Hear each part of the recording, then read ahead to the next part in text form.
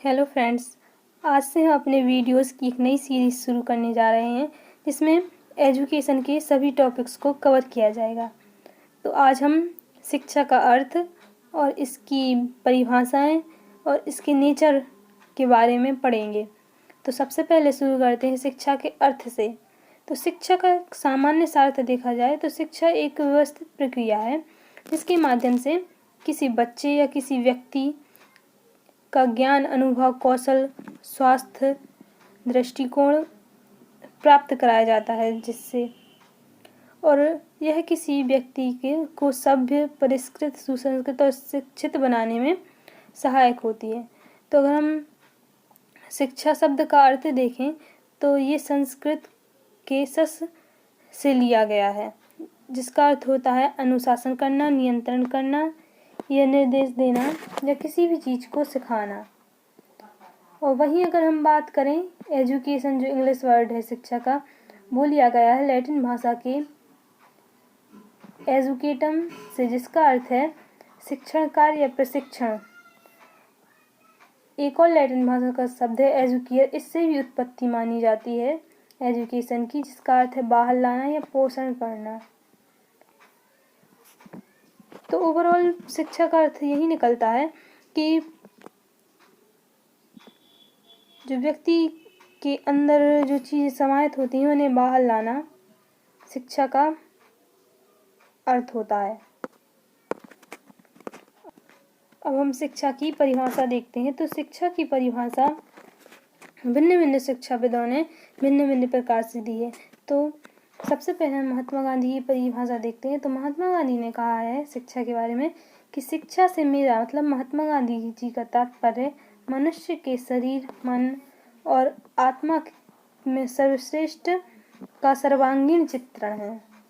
और वहीं रविन्द्रनाथ टैगोर ने कहा है कि शिक्षा मन को परम सत्य का पता लगाने में सक्षम बनाती है, जो हमें आंतरिक प्रकाश और प्रेम का धन देती है और जीवन को महत्व देती है, वही शिक्षा है।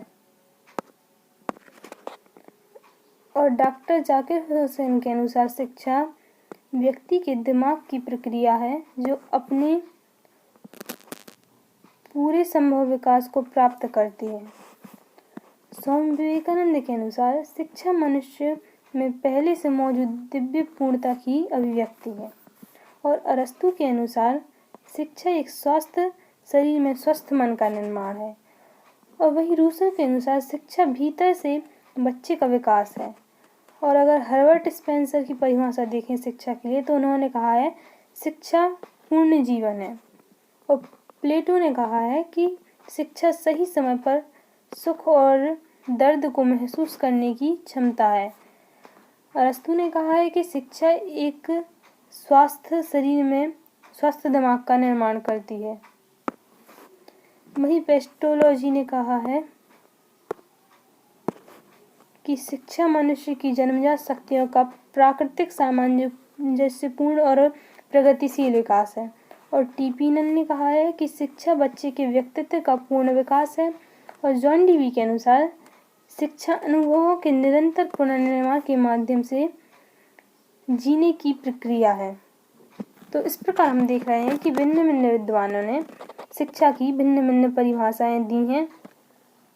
तो हमें ये सब पढ़ना इसलिए ज़रूरी है क्योंकि एग्ज़ाम में ऐसा क्वेश्चन पूछा जाता है कि किसी भी शिक्षाविद की परिभाषा जो उन्होंने शिक्षा के लिए दी है वो हमें दे देंगे और कहेंगे कि इसे अपने शब्दों में व्याख्या कीजिए, इसका ये किस हद तक सही है, इसकी व्याख्या कीजिए। इसलिए हमें ये सब परिभाषाएं याद रखना बहुत ज़रूरी है।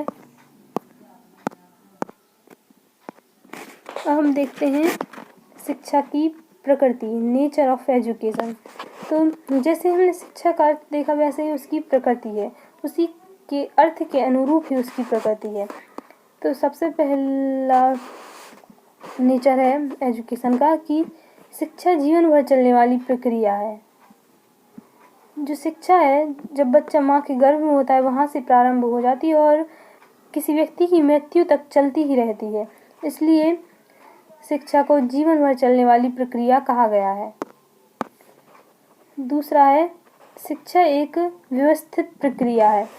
तो जैसे कि हमारे स्कूल होते हैं, उसमें एक व्यवस्थित प्रक्रिया के द्वारा हमें शिक्षा दी जाती है, इसलिए इसे यहाँ कहा गया है इसकी प्रकृति में कि शिक्षा एक व्यवस्थित प्रक्रिया है। तीसरा है, शिक्षा व्यक्ति और समाज का विकास करता है। हम देखते हैं कि जब किसी समाज में व्यक्ति शिक्षित होता है तभी उस समाज का विकास हो पाता है, इसलिए यहाँ कहा गया है कि व्यक्ति और समाज का विकास शिक्षा के द्वारा होता है। चौथा है, शिक्षा व्यवहार का संशोधन है। तो शिक्षा के द्वारा, शिक्षा ही एक ऐसा हथियार है जिसके द्वारा किसी व्यक्ति के व्यवहार में संशोधन किया जा सकता है, उसके व्यवहार को सही दिशा दी जा सकती है, इसलिए यहाँ कहा गया है कि शिक्षा व्यवहार का संशोधन है। 5वां पॉइंट देखें तो शिक्षा उद्देश्यपूर्ण है। हर किसी का अपना अपना एक लक्ष्य होता है कि हमें ये बनना है, वो बनना है, तो शिक्षा इसलिए उसी को शिक्षा यहाँ उद्देश्यपूर्ण प्रक्रिया माना गया है कि वो एक लक्ष्य को तय करके उसी के अनुसार शिक्षा ग्रहण की जाती है।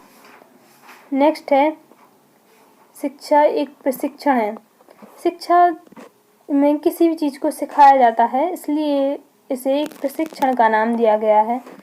और 7वां है, शिक्षा निर्देश और दिशा है। शिक्षा में कुछ निर्देश दिए जाते हैं, कुछ नियमों का अनुपालन किया जाता है और ये एक निश्चित दिशा में दिए जाते हैं कि अगर हम 8वीं में हैं तो 8वीं क्लास की ही बुक पढ़ेंगे, इसलिए इसे कहा गया कि एक निर्देश है शिक्षा और एक दिशा भी होती है उसकी। और 8वां पॉइंट है, शिक्षा ही जीवन है। शिक्षा के द्वारा ही व्यक्ति निरंतर विकास करता है। शिक्षा के कारण ही मनुष्य भिन्न भिन्न ऊंचाइयों तक पहुंच पाता है, इसलिए शिक्षा को जीवन कहा गया है।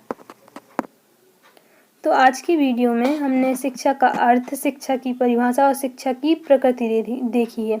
अब आगे के टॉपिक्स नेक्स्ट वीडियो में कवर किए जाएंगे।